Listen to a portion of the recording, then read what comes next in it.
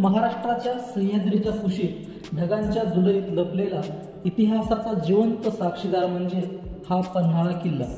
आज मी तुम्हाला घेऊन चाललो आहे त्या गडावर जिथे प्रत्येक दगडात, प्रत्येक वाऱ्याच्या झुळकीत आणि प्रत्येक भिंतीत शिवकालीन पराक्रमाचा सुगंध दरवळतो।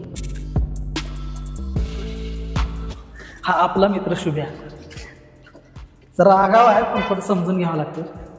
हा अपना दादिया, मतलब भावड़े भी बोल सकते हो उसको। और ये हमारा संदीप भाई है, थोड़ा आगाव है लेकिन क्या करेंगे, अब सोबत घेना पड़ेगा। ह्यो पण आहे वेदांश नाव आहे याचं, आणि ही कडक चिमणी रुणाली नाव आहे तिचं। हा पंकज आहे। पन्हाळा किल्ल्याची उभारणी इसवी सन 1178च्या सुमारास शिलाहार राजांनी केली, पण याची खरी ओळख निर्माण झाली ती छत्रपती शिवाजी महाराजांच्या काळात। हा किल्ला महाराजांच्या स्वराज्याचं महत्त्वाचं केंद्र होता। इथूनच 1660 साली पन्हाळगडाची पळसंबी म्हणून ओळखली जाणारी मोहीम घडली, जिथे बाजीप्रभू देशपांडे यांच्या बलिदानाची कथा आजही गडांच्या दगडात कोरली आहे।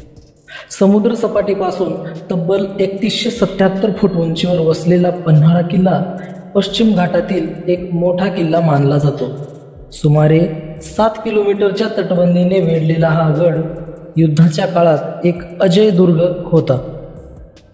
गडावर फिरताना तुम्हाला अंधार बाव, अंबरखाना, सजिरेखाना, अंदाजे बुरुज आणि महाराजांच्या काळातील जुन्या तोफा पाहायला मिळतात।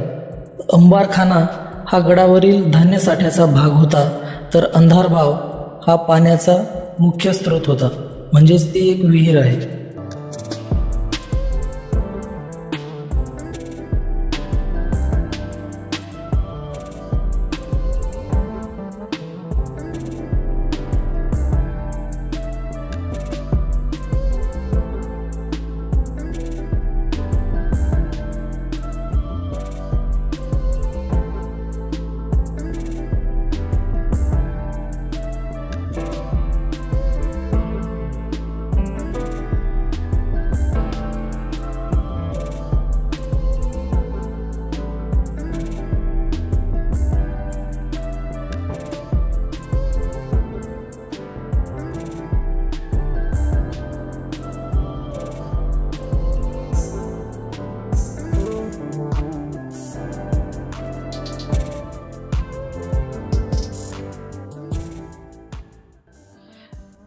मित्रांनो, हीच ती अंधारबाव।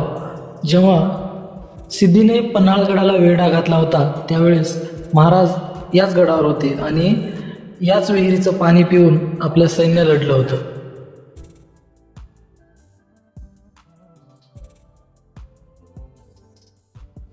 सध्या गडाचं संवर्धनाचं काम सुरू आहे, तुम्ही पाहू शकता।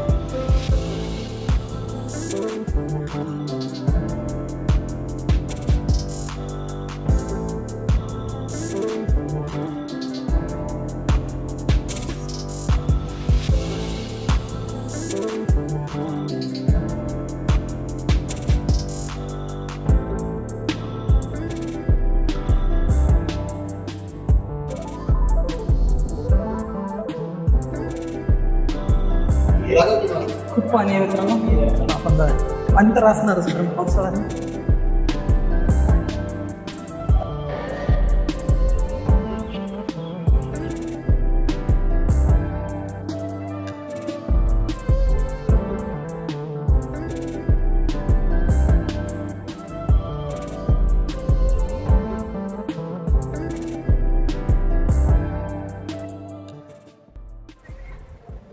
मागे जी बिल्डिंग दिसते म्हणजेच ही आहे सज्जा कोठी.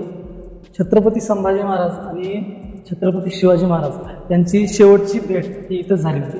आपण याच्या समोरच्या बाजूला पण मुख्य तिकडून दिसते, मी तुम्हाला दाखवतो चला.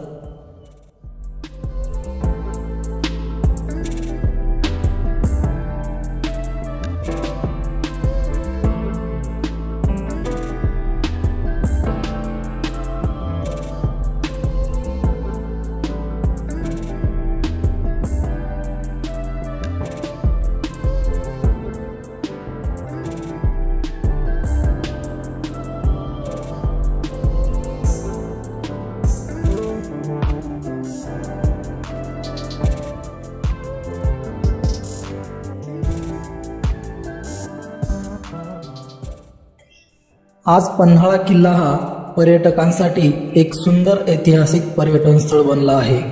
पावसाळ्यात तर इथे ढग अंगावर घेत चालणे म्हणजे जणू स्वर्गीय अनुभव.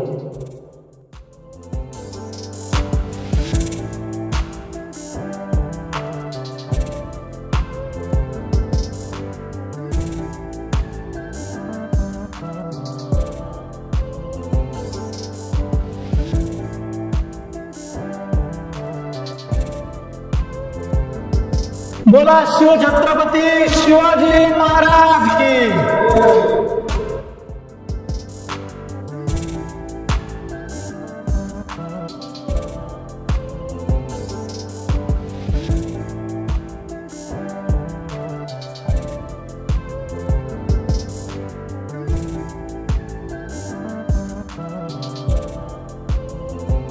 जय शिवराय मित्रांनो, आपण आज आलो आहोत पन्हाळा या गडावर.